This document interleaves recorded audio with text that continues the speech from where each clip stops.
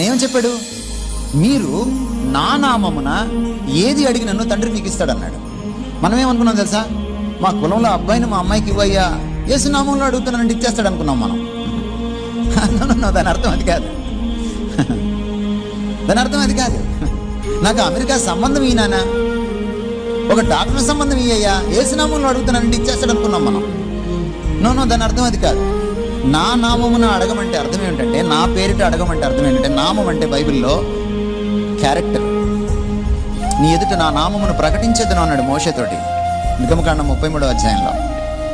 ఆయన నడిచి వెళ్ళాడు, ఆయన గుణలక్షణాలను చూశాడు.